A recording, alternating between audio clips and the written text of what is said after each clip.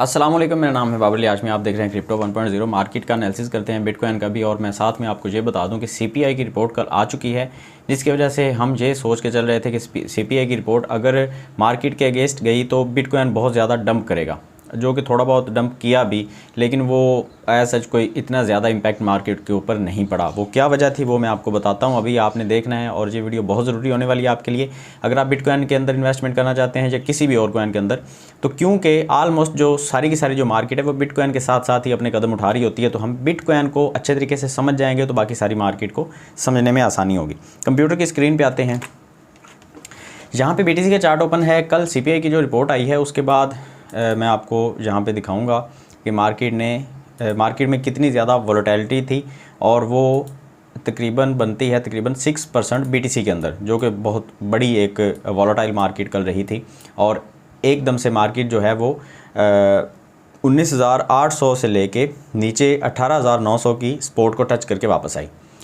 अब ये सपोर्ट एक बहुत स्ट्रॉन्ग सपोर्ट है, पहले भी इस सपोर्ट से मार्केट वापस आ चुकी है, यहाँ से भी, इससे पहले भी मार्केट में अगर आप हिस्ट्री को देखते हैं तो सपोर्ट बहुत दफ़ा इस्तेमाल हो चुकी है, जहाँ पे बड़े बड़े इन्वेस्टर जो हैं वो बैठे हैं।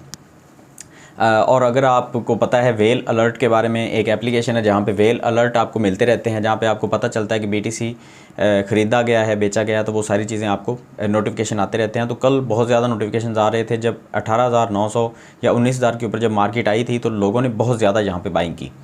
उसके बाद उसका रिज़ल्ट ये आया कि मार्केट अपने एक पैटर्न को क्योंकि लेके चल रही होती है, तो पैटर्न बन रहा था फैलिंग वेज। अब ये फैलिंग वेज भी आप इसको कह सकते हैं और फ्लैग पैटर्न भी कह सकते हैं, ठीक है। ये फ्लैग पैटर्न की तरह भी लग रहा है थोड़ा बहुत, लेकिन आप इसको फैलिंग वेज कहें तो ज़्यादा बेटर है। फैलिंग वेज के बाद मार्केट थोड़ा सा पंप करती है, जो कि मार्केट ने किया भी, और वो कुछ इस तरह का पंप था। यहाँ से आप देखें तो कुछ इस तरह का पंप था, ठीक है।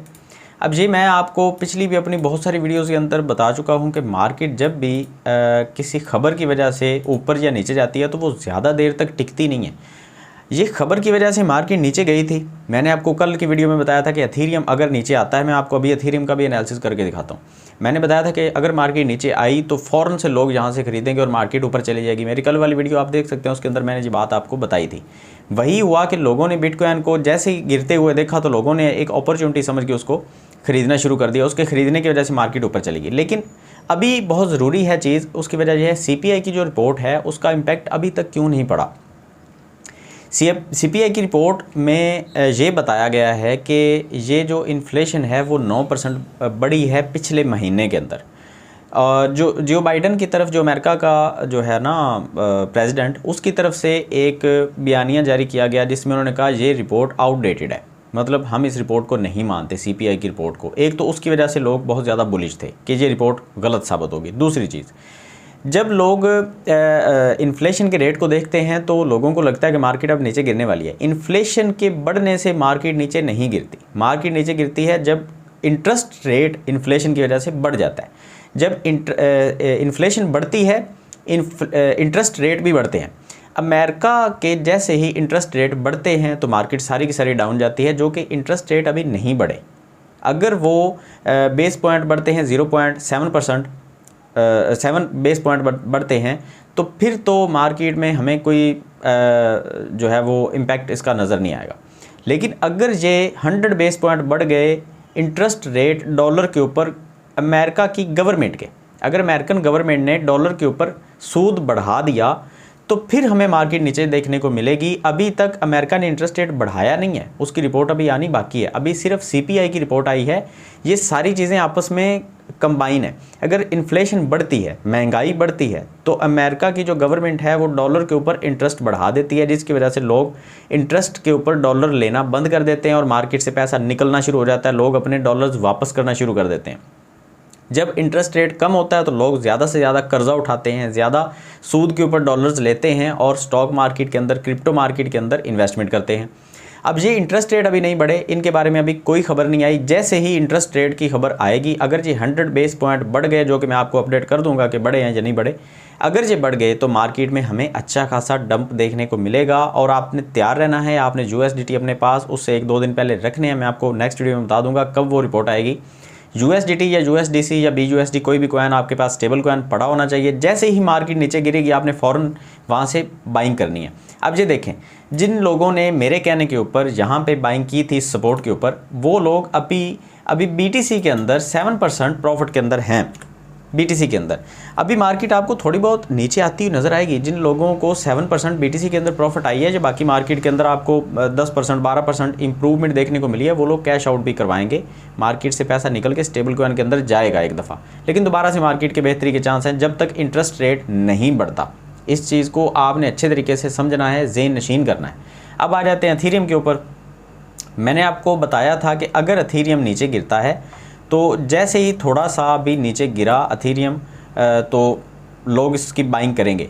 1000 के ऊपर जब एथेरियम आया है ना, कल ट्रेड हो रहा था एथेरियम, उससे पहले 1080 के ऊपर 1100 के ऊपर एथेरियम जो है वो ट्रेड हो रहा था। जैसे ही रिपोर्ट आई CPI की, कंज्यूमर प्राइस इंडेक्स उसको कहते हैं, CPI की रिपोर्ट आने के बाद एथेरियम एकदम से नीचे गिरा। और ये कितनी गिरावट बनती है, यहाँ से ये तकरीबन ऑलमोस्ट बनती है 7%। और यहाँ से लोगों ने बाइंग की। अब वो लोग जो हैं वो 10 to 11% प्रॉफिट के अंदर हैं।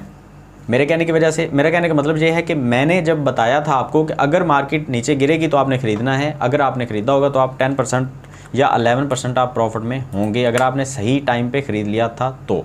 अदरवाइज़ आपको प्रॉफिट नहीं आई। इसके बाद हम बात कर लेते हैं डॉज कॉइन के बारे में। कल मैंने बताया था कि डॉज भी ऊपर जाएगा और इसका भी एक फैलिंग वेज बन रहा था। डॉज भी ऊपर जा रहा है। अब 2 कैंडल्स ऊपर की तरफ बनी हैं, एक कैंडल अपनी सपोर्ट को ढूंढ रही है। दोबारा से यहाँ से ये ऊपर जाने के बहुत सारे अभी भी चांसेस हैं। अगर आपने एंट्री नहीं ली तो आप अभी भी एंट्री ले सकते हैं। और ये प्रॉफिट आपका मिनिमम जो होगा डॉज के अंदर ये बनेगा आई थिंक 7% या इससे भी ज़्यादा बन सकता है। ये हम 4 आवर के टाइम फ्रेम के ऊपर देख रहे हैं। अच्छा, मैं एक चीज़ और भी बताना चाहूँगा।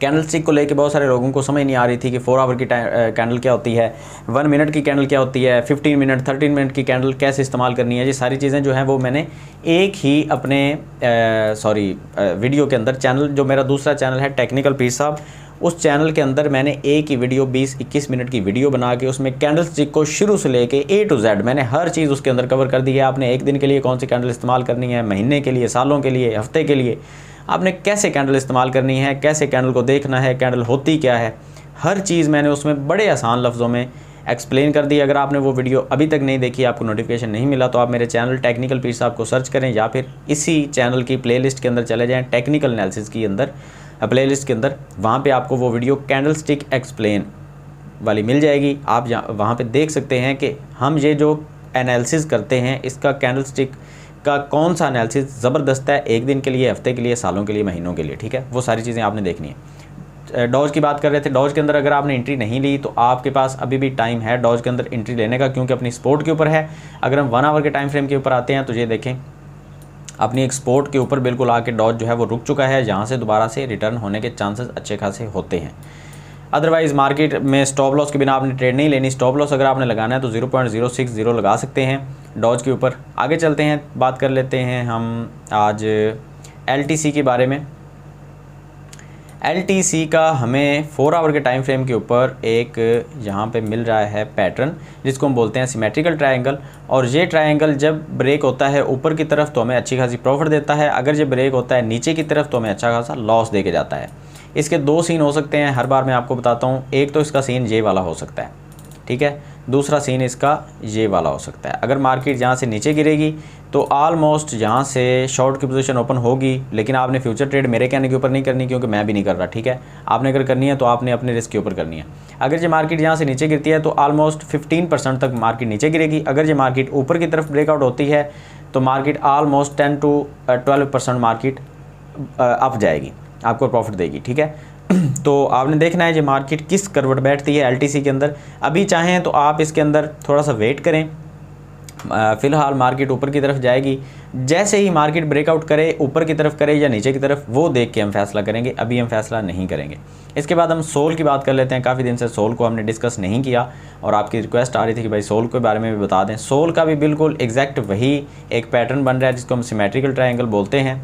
और ये जो ट्रायंगल है ये आई थिंक के सोल का ब्रेकआउट होगा ऊपर की तरफ। मुझे ऐसा लग रहा है कि मार्केट थोड़ी सी बुलिश जाएगी तो सोल हमें अच्छी खासी प्रॉफिट देगा। और आप जो है वो अगर इसके ब्रेकआउट का वेट करते हैं तो ब्रेकआउट इसका 36 के ऊपर अगर इसका ब्रेकआउट होता है तो तकरीबन 15% की प्रॉफिट आएगी। और अगर ये ब्रेकआउट नीचे की तरफ हुआ तो मार्केट जो है वो हमें यहाँ तक तकरीबन यहाँ तक 8% तक मार्केट हमें डाउन जाती हुई भी नज़र आ सकती है। ये सोल कॉइन के बारे में बता रहा हूँ। अभी जो करंट सिचुएशन चल रही है उसमें हम कुछ नहीं कह सकते, क्योंकि मार्केट जो है वो ना ऊपर जा रही है ना नीचे आ रही है, मार्केट एक जगह पे स्टक होकर खड़ी है। नेक्स्ट क्या मूव आएगा उसके बारे में अपडेट आपको मिलती रहेगी। एक और कॉइन के बारे में बात कर लेते हैं, उसके बाद वीडियो को एंड करते हैं। ज़्यादा लंबा एनालिसिस आज नहीं बनाऊंगा, 10 मिनट की वीडियो पहले ही हो चुकी है। TRX के बारे में बात कर लेते हैं। बहुत सारे लोग जो TRX के फ़ैन हो चुके हैं इसके स्टेबल कॉइन आने के बाद। हालांकि हमने लूना की सूरत हाल देख भी ली है कि स्टेबल कॉइन आने के बाद या आने की वजह से लूना का क्या असर हुआ है, फिर भी हम जो है वो TRX के ऊपर एतमाद करके चल रहे हैं कि TRX बुलिश होगा। पता नहीं हो जाए, लेकिन मुझे नहीं लग रहा, हॉनेस्टली बताऊँ, मुझे TRX के अंदर कोई ऐसा फंडा नज़र नहीं आ रहा है जिसकी वजह से मार्केट बहुत ज़्यादा TRX को सपोर्ट करे। अच्छा, यहाँ पे छोटा सा एक पैटर्न बना था 4 आवर की टाइम फ्रेम के ऊपर, और उसका रिज़ल्ट हमें जो है वो देखने को मिल रहा है। यहाँ पे फेलिंग वेज बना था, जिसके बाद मार्केट थोड़ी बहुत ऊपर गई और मार्केट मज़ीद ऊपर जा सकती है। कहाँ तक जा सकती है? 4 आवर के टाइम फ्रेम के ऊपर मैं बात कर रहा हूँ। तो मार्केट अब मज़ीद जो है वो यहाँ तक कुछ इस तरह से बिहेव कर सकती है। अगर मार्केट नीचे की तरफ आती है तो आपके पास एक सपोर्ट बनेगी, जो सपोर्ट बनती है इसकी 0.063 के ऊपर। अगर जहाँ पे आता है TRX तो आप जहाँ पे ख़रीद सकते हैं, और आपका जो फर्स्ट एग्जिट टारगेट होगा वो होगा 0.066, और जो कि प्रॉफिट बनती है आपकी यहाँ पे ऑलमोस्ट 5%। TRX के अंदर अगर आपने ट्रेड लेनी है तो ज़्यादा इन्वेस्टमेंट मत कीजिएगा, 5 to 10% अपने पोर्टफोलियो का आप जहाँ पे लगाइएगा। इससे ज़्यादा पोर्टफोलियो अपना इन्वेस्ट TRX के ऊपर कम से कम मत कीजिएगा, ठीक है। तो अगर आपको ये वीडियो अच्छी लगी है तो इसको लाइक कीजिएगा। मिलते हैं नेक्स्ट वीडियो में, तो हमें याद रखिएगा। अल्लाह हाफिज़।